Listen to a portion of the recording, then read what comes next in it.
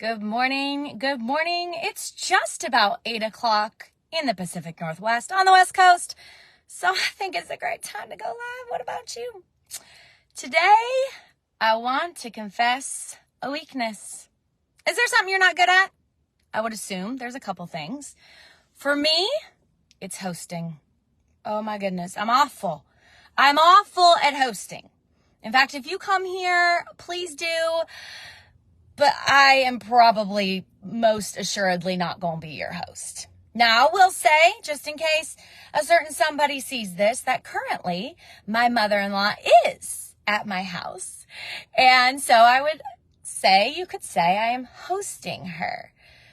But she makes it really easy for me, meaning I am out of the house most of the time and she takes over. She does the kids. She is incredible at cooking the meals and all the things because I am just not good at hosting. I'm just not good at it. Now, I think a lot of the times we view our weaknesses and we beat ourselves up over them. We know what we're not good at. We're our own worst critic. But instead of beating ourselves up over our weaknesses, what if we, first of all, appreciated what we're good at, recognize the lane at which we, play in, if you will, identify how we're wired in our God-given gifts, and we stop beating up ourselves over our downfalls or our weaknesses.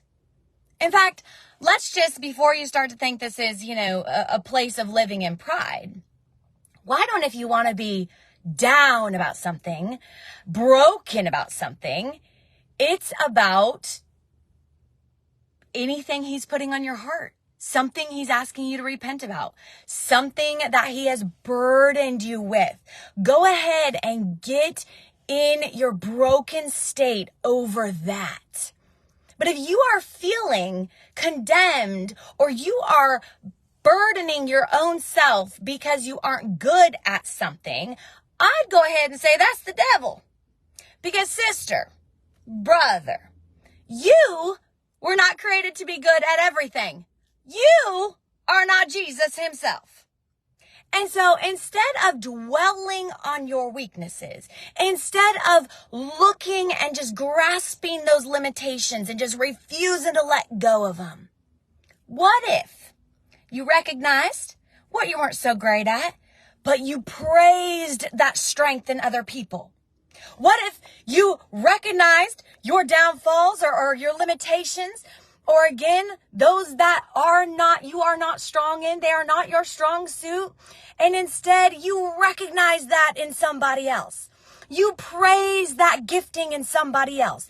You glorify the fact that I don't have to be good at everything. Glory, that's a lot of pressure. But instead, I know who I am. I know whose I am. I know what I'm called to. I know how he's wired me. And I'm going to stand so strong and tall in that, recognizing that's how he's created me. And I'm going to go ahead and just what I'm not good at. I ain't going to spend time on my weaknesses. It's not how I was wired. But oh, that we would be a body. Oh, that we would be a people that would say, you know what? You are so good at that. Glory, because I'm not. But let me tell you what I could bring to the table if it would benefit your life. This is what I'm good at. And if it would benefit or bless you, well, glory be. And if it won't, then guess what? There's probably somebody else in your life that's going to bring something that will bolster you up and will send you an encouragement and along the path that you should go in and be in and flow in. So that's what I want to say today is let's just stop dwelling on the downfalls. Just stop it. Just knock it off.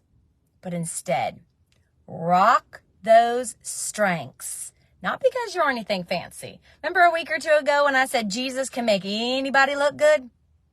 Aren't you grateful? He can make anybody look good, but you got to be dependent on him. You got to rely on him.